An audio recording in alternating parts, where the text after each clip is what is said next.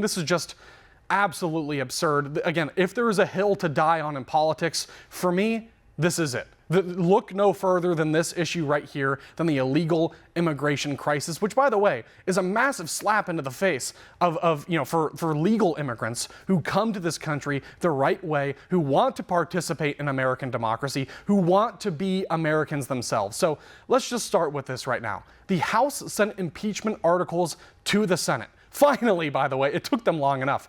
And Senate Majority Leader Chuck Schumer says impeachment is an awful precedent. But what else are you supposed to do?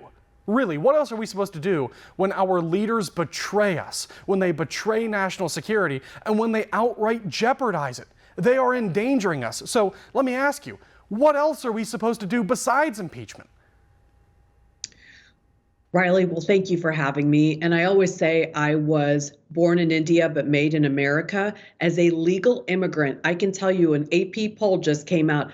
Over 51% of Americans believe that Joe Biden is handling this immigration crisis poorly.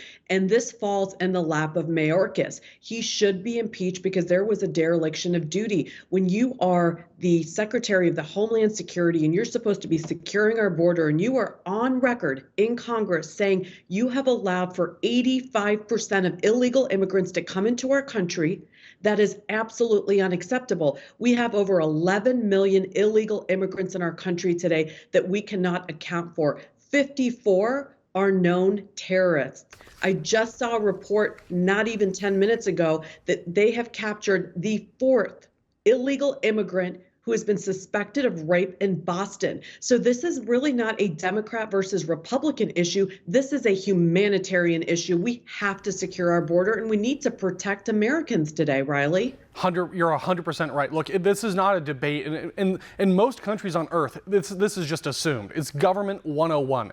Every sovereign state on the planet has operational control of their own territory, or at least they try to. For political purposes, for national security purposes, just ask other countries around the world, like, say, Israel, about the significance of having clearly defined borders and then enforcing them. And when it comes to Mayorkas, he just hasn't been enforcing federal immigration law. You don't have to be a rocket science to realize that his narrative does not align with the facts. Go down to the border and look at what's going on. And not just in places like Texas, but all along the border, at the ports of entry, between the ports of entry. Every single state, it feels like, is a border state. We're talking about Chicago, New York, Los Angeles. Every single major American city is dealing with the fallout from this problem. And Mayorkas is up there with the gall to say everything's fine. We've got it under control. So I do wonder, is this surprising? Do you think anyone's really surprised by this? I mean, for me, this was inevitable. It was just a matter of time until House Republicans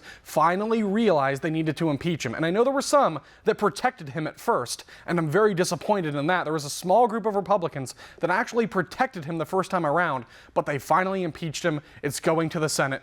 What's next? I mean, is this going to pass in the Senate? Are they going to take this seriously? Or, I mean, what are you expecting to see?